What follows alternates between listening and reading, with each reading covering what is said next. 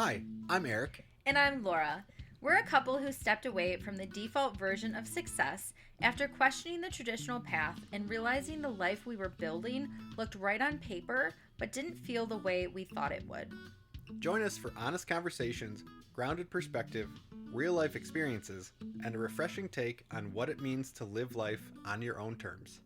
Today's topic hits a bit close to home for me, and I think it's something that is way more common than people admit.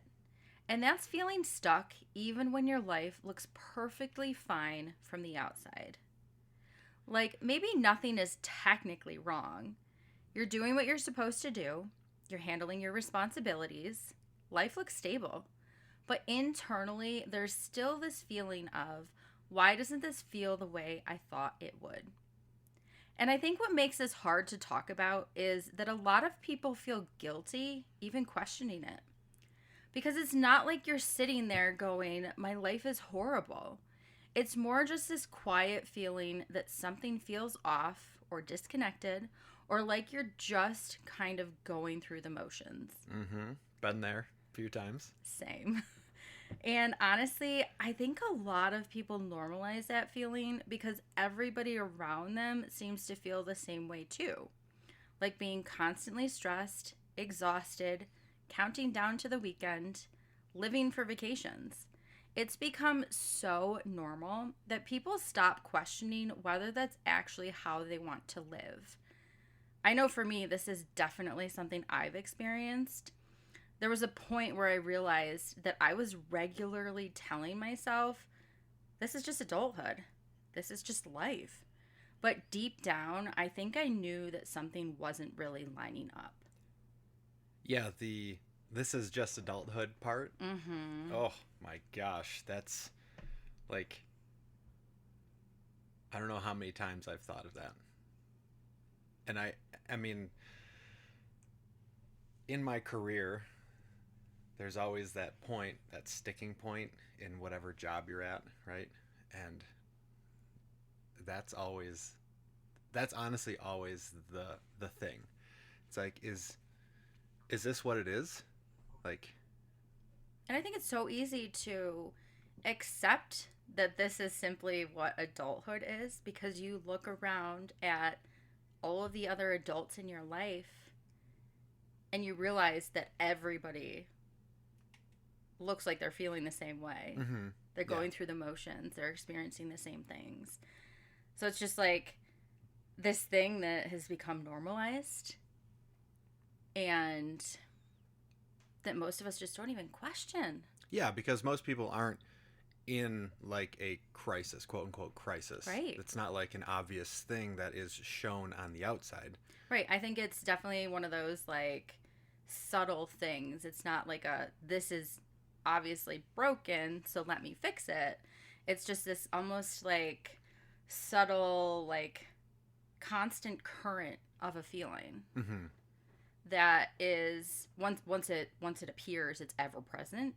But I know for me, for the longest time, I just couldn't put a name to it. I couldn't actually tell you or define what it was. It was just something that was always there. Interesting. So, with that being said, do you think most people even notice when it's happening? I mean, I didn't for the longest time. Right. You know, I feel like, again, going back to that, like, thought of like, well, this just must be what adulting is. And you see the example of that statement all around you, your parents, your friends, your colleagues. Right. And obviously, like, thinking back on it now, like, oh yeah, I can see at that point when I had that feeling. But like, You didn't know it at the time. Yeah, you didn't know it at the time. Yeah. You're going back and looking back at that point. So again, it's that hindsight thing. Right. Which I hate. I hate that saying. I know. Hindsight is 2020. Oh, it's like, the worst. I understand it is, and like I've had countless situations in life where like I've said it and that's exactly what I've experienced, but like, good grief, it's such a cliche statement. I don't like it. But Or you could, here's the other one, the Monday morning quarterback or whatever, Monday morning coach for reviewing like Sunday NFL games, like, oh, they should have done this and they should have done that, but like, Can't say I've ever heard that one. I know neither of us being football people, so No.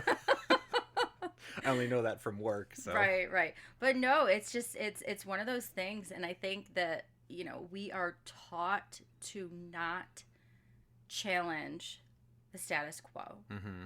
So even when you find yourself with that like subtle constant feeling, most people just don't even, I would say, they don't try to define it for what it is, but a lot of people just never even get to a point of questioning it because of what they've been like taught to believe. Interesting. Mm-hmm. Man, I know, going deep here. Yeah, right off the bat. But, you know, like I said, it's super subtle, and it's just, for me, like, it never felt, until it didn't, but like for the longest time it didn't feel dramatic enough to act on. Again, it was just like that, like, acceptance. Well, this is what it is. Yeah, everyone's feeling this, so Exactly. But I know for me, like, it showed up in a lot of different ways. I think some of the common ways that it shows up for people, I would say feeling flat or emotionally muted. So Been almost like you're just kind of like detached from what's going on in your life. Oh yeah. I mean, it's hard to tell because like I'm kind of monotone, but like I've been there even more so, like just a constant, like nothing, there's no highs, there's no lows, it's just it is what it is. Yeah, exactly. And that's just day in and day out. Right. And that's no way to live. Yeah.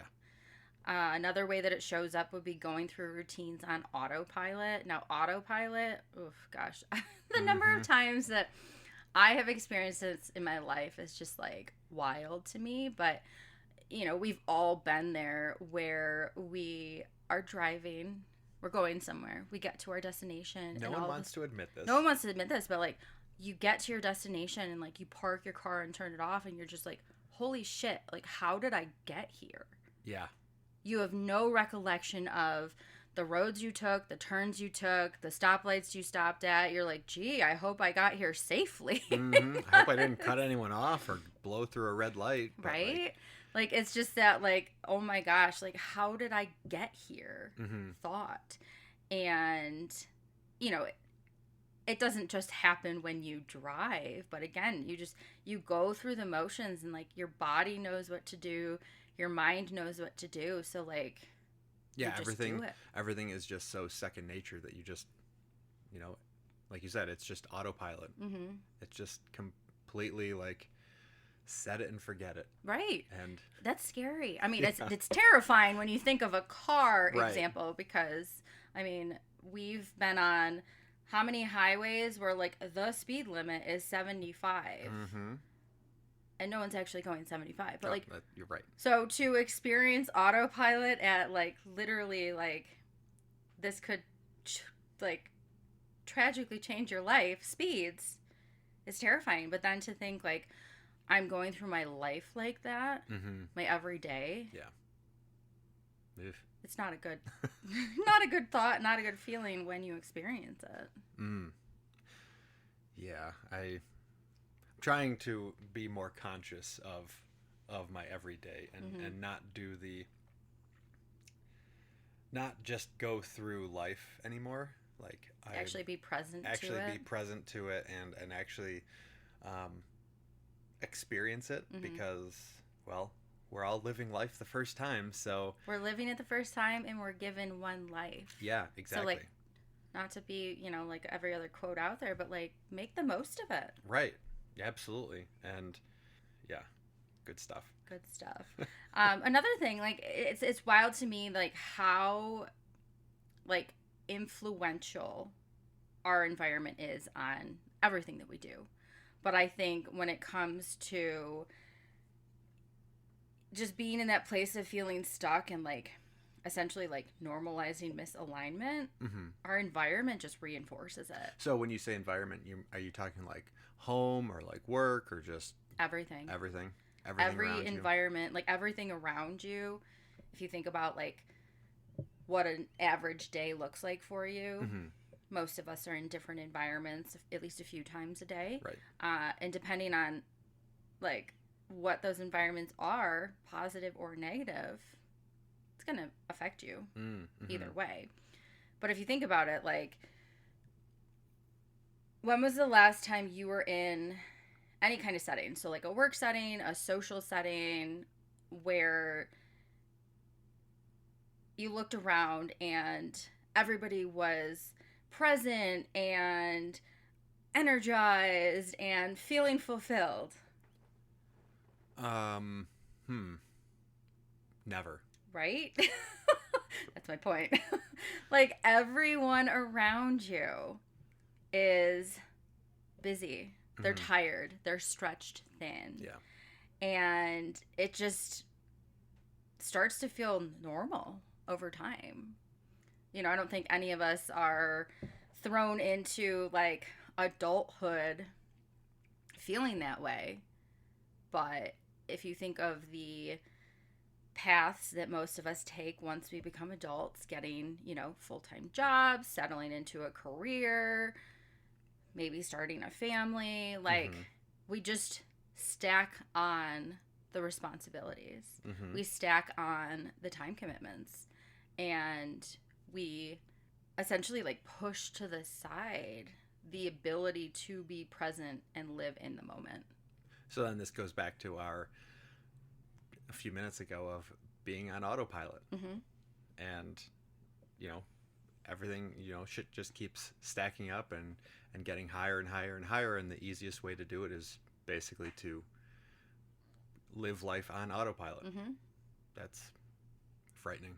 Well, yeah, if you think about it, what's the alternative? You question everything in your life, or you get to a point where you literally can't take on any more and plates start to drop.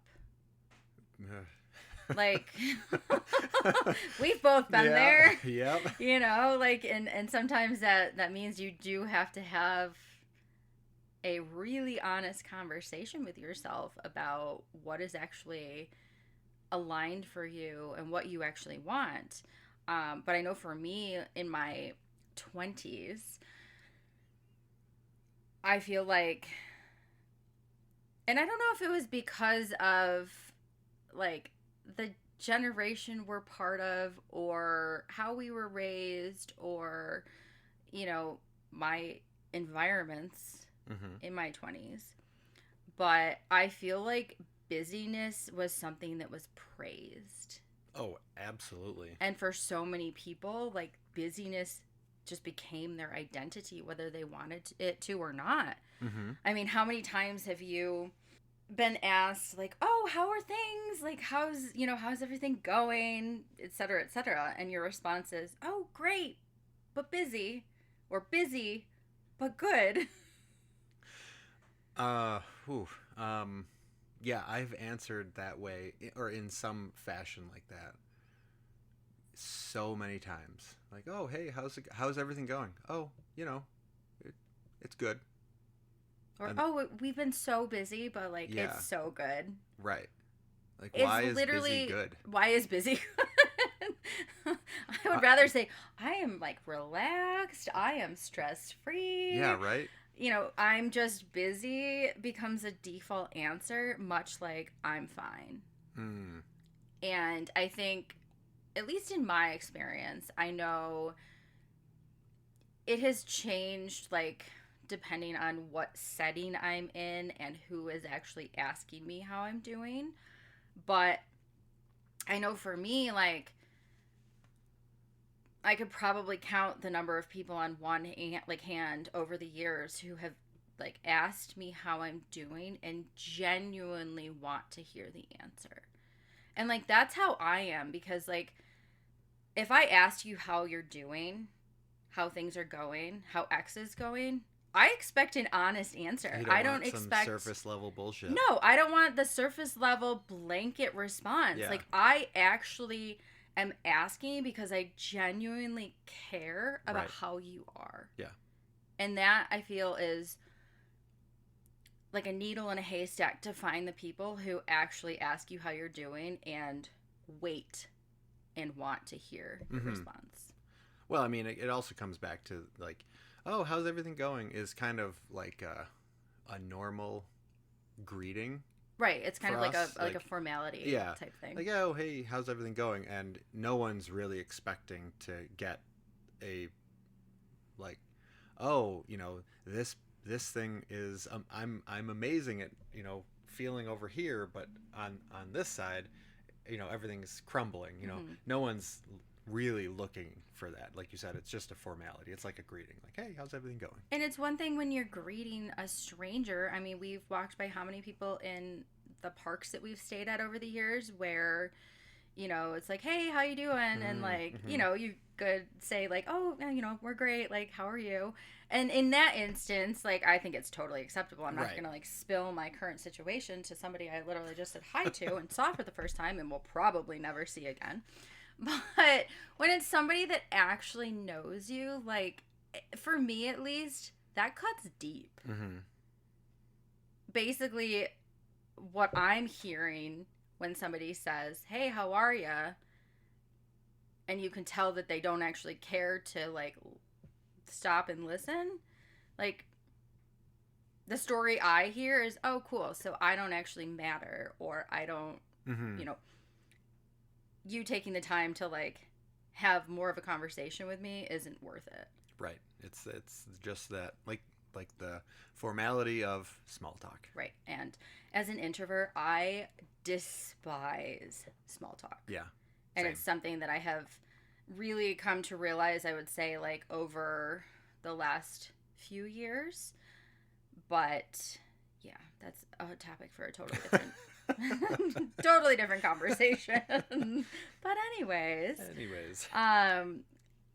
like, I get it, life is full, but like, I don't know, 2026 life kind of feels too full sometimes. And I'm not just talking about like my life, your life, our joint life. Like, we obviously have control over like what takes up our time, how we spend our time. Of course we do. But I'm talking in the like broad sense of life is full with distractions and responsibilities and commitments and just this constant, almost like din of noise. I mean, it's in our pocket. Right. 90% of the time, our cell phones. Right. If it's not in our pocket, it's on the table in front of us. It's buzzing on the and dinging couch and ringing and arm, like, yeah, within reach. Right. Almost always. Yeah. And I personally think that as someone who had the absolute pleasure and luxury of experiencing life before cell phones, before laptops and tablets and whatever other technological device or advancement you want to throw in there, like, I find it fascinating that we are so plugged in and life can be so full with the noise, the distractions, the responsibilities. I mean, I feel like people rarely have the ability to just like be still and be present for long enough to actually notice like what comes up for them.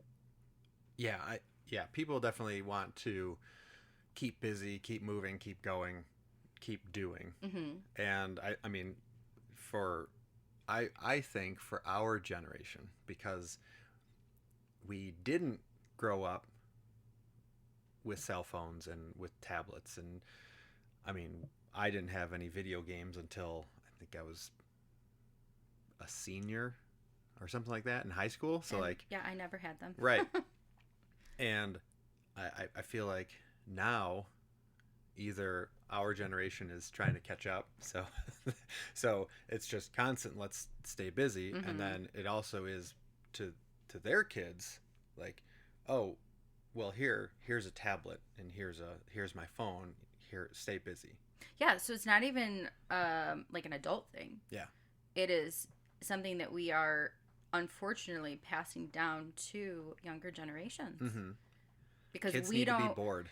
Yeah. Oh my gosh. I was bored all the time as a kid, but like also kids are resourceful if you let them. They Mm-hmm. will find ways to occupy themselves. I mean, gosh, we used to put on like dance routine, like put together dance routines, put on like little like puppet shows, like just anything like where you actually had to use your imagination and get creative Right. because there was nothing else available to you. Mm-hmm. We did it. Oh yeah. Same. Same. Same. And I mean, I think that that's like one of those things that even though we were raised that way, we've definitely lost sight of that over the years. Mm-hmm. Yeah. I mean, what was it last week? We were both sitting on the couch just scrolling, doom scrolling. Oh, you're going to admit this? I am. Absolutely. You gonna rephrase that and say I was doom scrolling, not a we thing. Don't let me into that. I was doom scrolling. I was too. Next to my wife. I see you. But I mean, and it's not because like maybe we were avoiding something at that point, but I think that a lot of people do that, Mm-hmm. pick up their phone, do something like that because if something feels off for them, they're not they don't know how to not know how to, but the awareness of like figuring out what that is and why that's off doesn't feel good, so it gets pushed aside. Mm-hmm. And instead of like diving into that, it's let's pick up a distraction. Mm-hmm. Right? I mean, I've been there 100%. Yeah. And I think over time, I have gained awareness around that. And I mean, how many times, I mean, fortunately, I don't get sucked into the doom scroll often. But I feel like when I do these days, I will like openly admit out loud to you that I'm doing this to kind of like dissociate, because I can't even say disconnect. You're not disconnecting when you're plugged into something. Right. Disconnecting is being out in nature without music, without a podcast. It's sitting in silence and just being. Mm-hmm. Mm-hmm. Literally being in your head. Not in an overthink it kind of way, but like just being present to what is in front of you. So here's a question for you then. Do you think most people even have space to think about this stuff? I don't. Because there's too many distractions? There's too many distractions. Like I can't even say like our lives. It's just like modern day lives are not like modern day lives, modern day schedules are not created for downtime. For example, this morning I woke up at 6 a.m. and, you know, little morning routine, brushing teeth, whatever, getting ready for the day. And instead of like actually doing my morning thing, like reading and journaling, I went outside and I worked on the RV tires.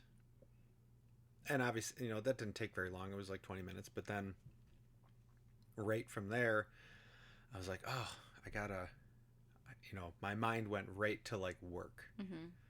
Like, oh, I gotta do this. I gotta do X, Y, and Z before the like my day actually gets going. And I did send out an email, but then I caught myself and I was like, wait a second, I have a good amount of time. Let me go back to doing what actually serves me. So I sat down, I read, I journaled, and I felt great. I'm glad that I did it, but like just taking that beat and saying, wait a second, why am I doing all this for others, not for me? Right. Right? Oh my gosh, I so happy for you right now. Like I have been telling you for so long. Like I've just been like stressing the importance of pouring into yourself before you pour into others. Mm-hmm. And that goes for all of us.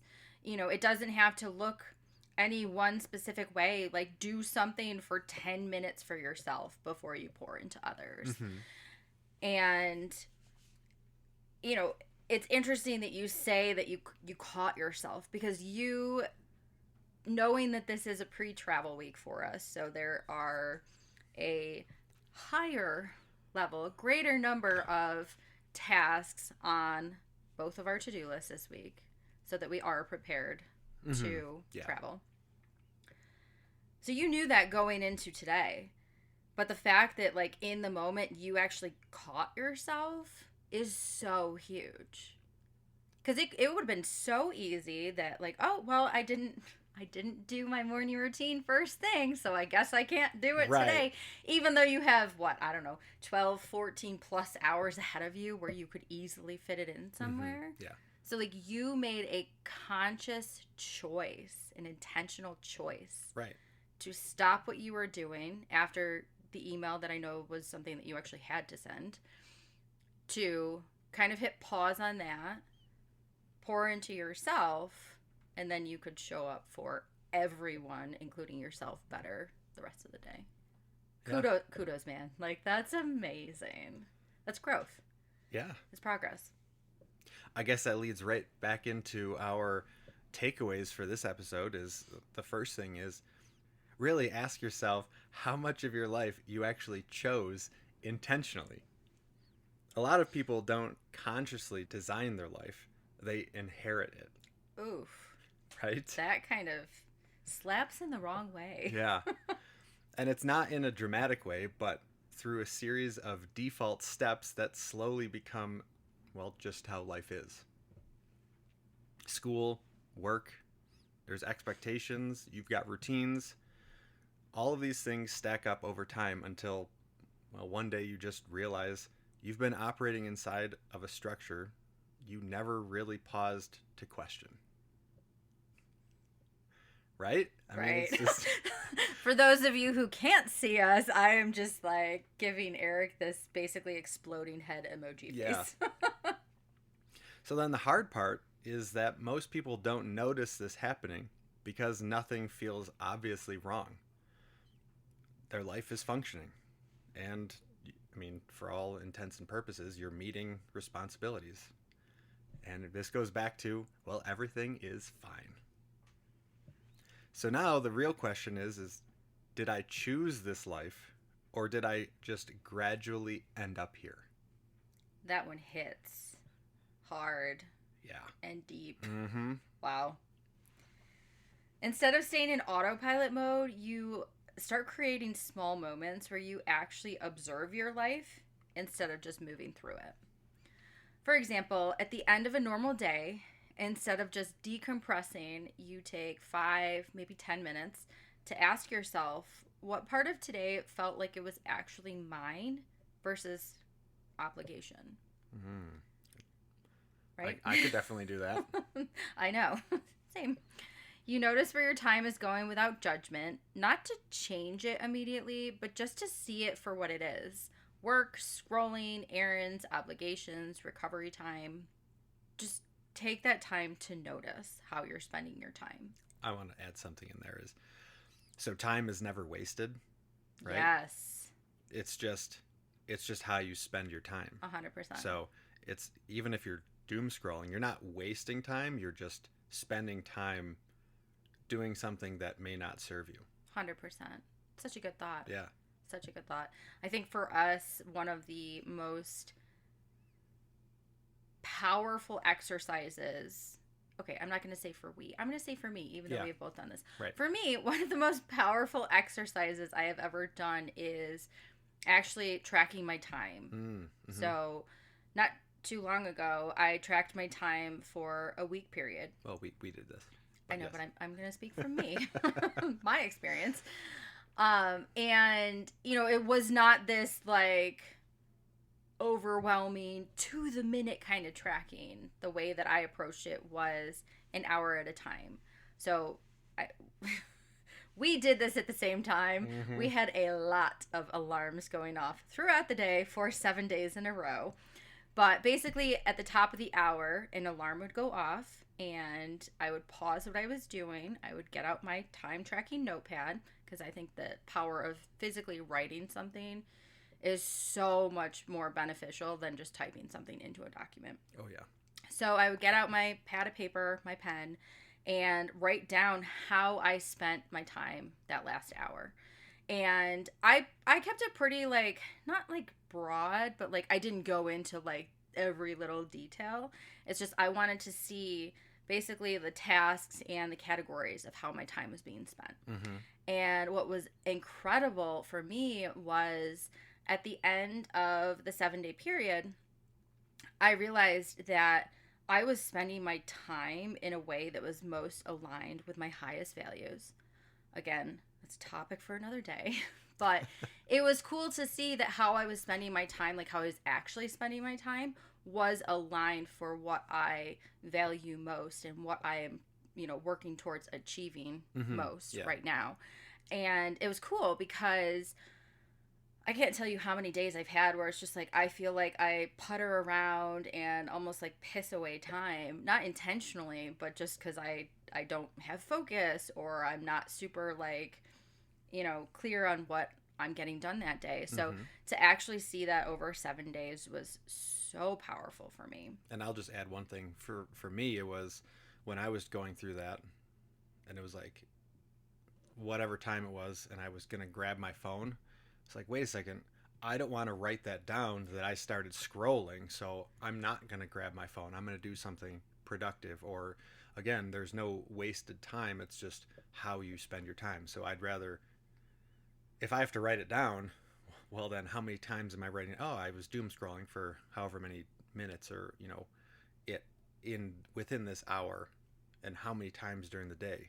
So instead of writing that down, it's like, oh shit, let me not do that, because when I reflect and reread what I did that day, it's like, damn, I spent a lot of time on my phone. So it was interesting to see the change from the beginning of the week to the end of the week, where actually it was from day 1 to day 2, really, I didn't want to write that down anymore. So my phone habits changed.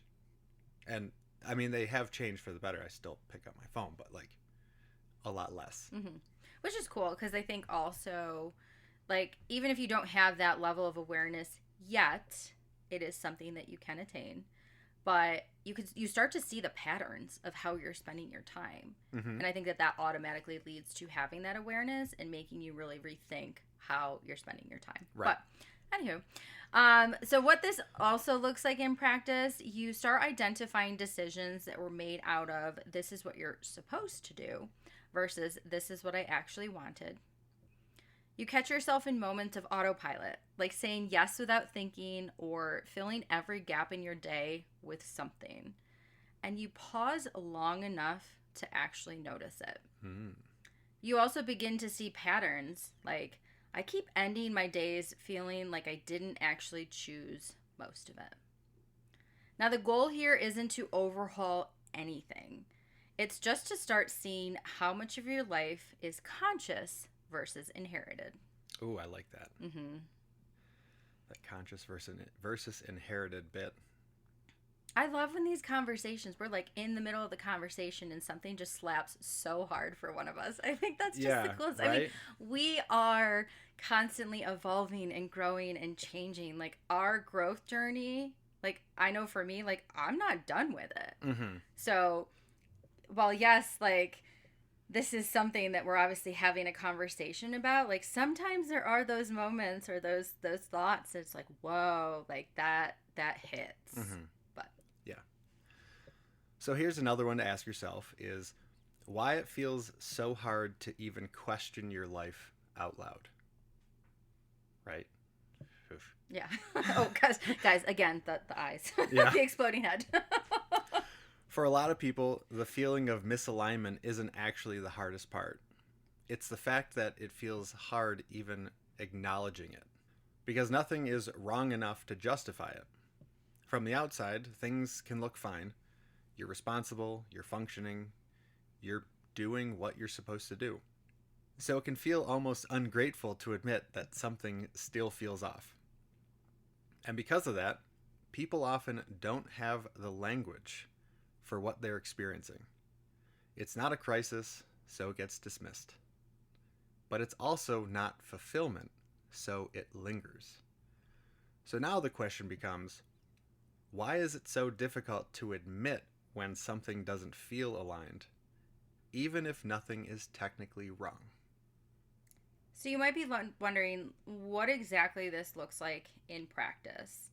This usually shows up as small, almost automatic moments where you feel something, but you immediately shut it down. You might catch yourself thinking, I don't think I actually want this long term, but almost immediately follow it with, but I should be grateful, so never mind. Yep. Yeah, right. The number of times. Yeah. You might only fully process how you feel about your life when you're alone, in the car, in the shower, late at night. Typically, those moments where there's not too much else we can be doing. Mm-hmm. But then you go back into function mode once you're around other people. So the thought comes in and almost like leaves as quickly. Yeah. Been there. Maybe someone asks you how work or life is going, and you default to something like busy but good, which we talked about earlier. Oh, yes, we did. Without even checking with yourself if what you're saying is fully true. Maybe you feel a subtle resistance or heaviness around certain parts of your life, but you just label it as stress, fatigue, or needing a break because that feels so much easier than actually unpacking those feelings. Again, am I there. speaking to you? Yeah. Are you now the emoji exploding head? Yep. I sure am. You may notice, like, you can describe what you do all day long, but when it comes to how your life actually feels, you completely clam up. Yeah, I've definitely been there. Yeah. I'm honestly like because of all this work that we're doing, Mm-hmm. I'm getting better with the how my life actually feels now. But before it was just like, oh, I could describe down to almost the minute of what I did, but not how I felt. Yeah. Yeah. I equate that to being like somebody asking you what you do for a living, for work, Mm-hmm. but then somebody asking you like who you are. Mm. Oh yeah. And I know that for most of us, when we're asked the question of like who is Eric Burns, Mm-hmm. we immediately lead with what we do. Right. So like we don't Right. actually know like who we are beyond our job, our career, our Mm-hmm. work, etc., our life's purpose. Still figuring it out. Right? You might also have moments where something internally doesn't sit right, but you immediately override it with logic like, this is just how life is, or everyone feels this way anyway. And over time, what builds isn't one massive realization. It's a pattern of constantly not following your own thoughts all the way through. And I will say, the feeling doesn't disappear. It just gets mentally filed away as something you don't have time or space to even deal with. So with that feeling, honestly, just ask yourself what changes when you stop dismissing that feeling, right? That's a good one. Yeah. Most people assume that if they start questioning their life, it has to lead to immediate and dramatic change, just like blowing everything up. But that's not usually how it starts. More often, it begins much more quietly, with honesty. Not with decisions, but with awareness. You start noticing things you used to overlook. You start paying attention to how certain parts of your life actually feel instead of how they're supposed to feel. So now the question becomes, what actually shifts when you stop ignoring the feeling that something might not be aligned?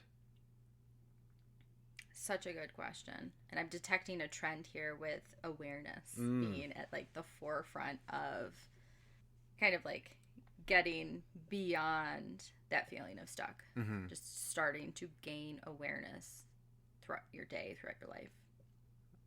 Yeah, I mean, speaking from personal experience, this whole awareness bit journey for myself really started, I don't know, like 6 months ago.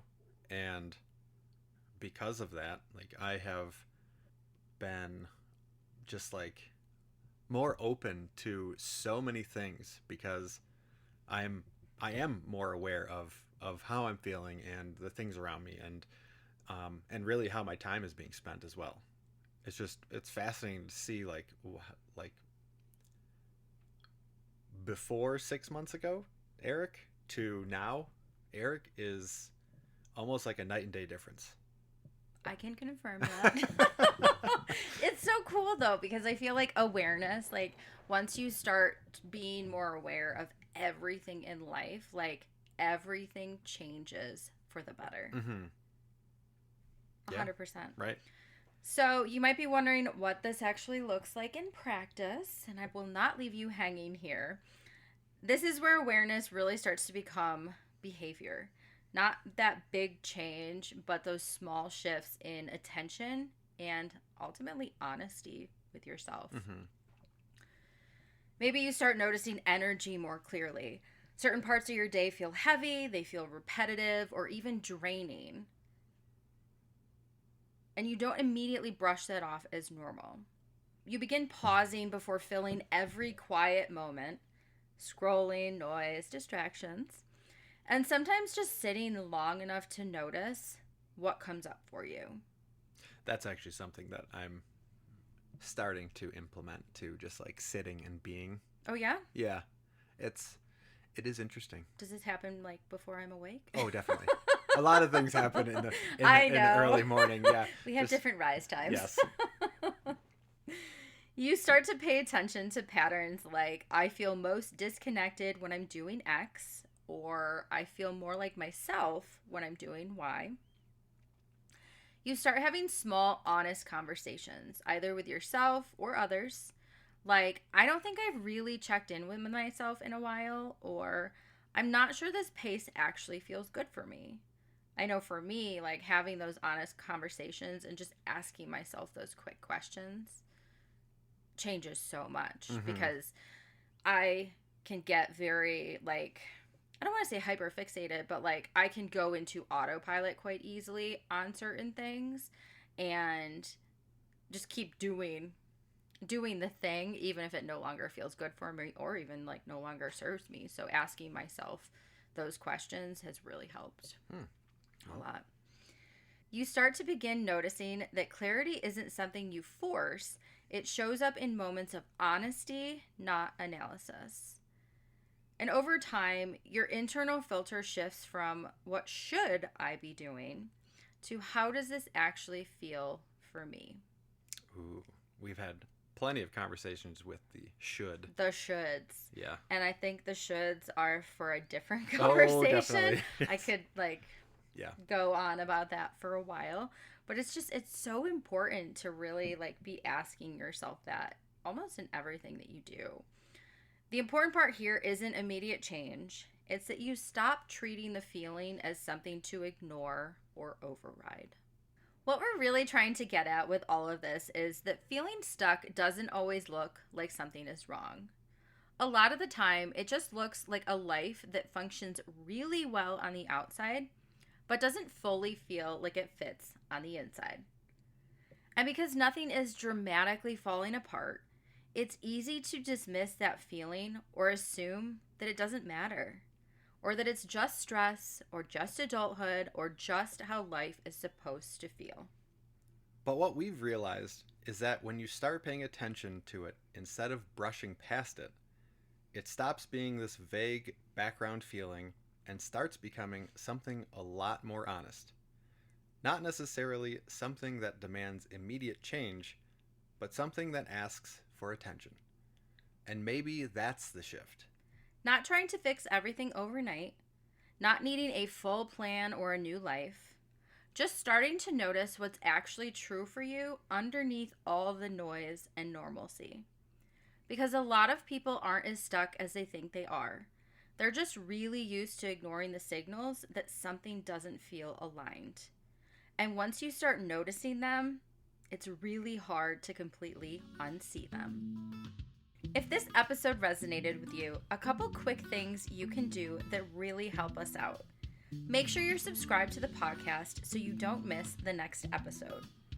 If you haven't yet, we'd really appreciate you leaving a review. It helps more people who are feeling this way actually find these conversations.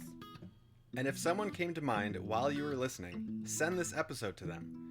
These are the kinds of conversations most people aren't having out loud. And if you want to stay connected with us outside of the podcast, you can find us over on Instagram and Facebook at The Traveling Burns, where we share more of these conversations, real-life moments, and the behind the scenes of what this lifestyle actually looks like. Thank you for being here. We're Eric and Laura, and this is The Road Less Traveled with The Traveling Burns, where we have honest conversations about challenging the default path and what it really means to live differently. We'll see you in the next episode.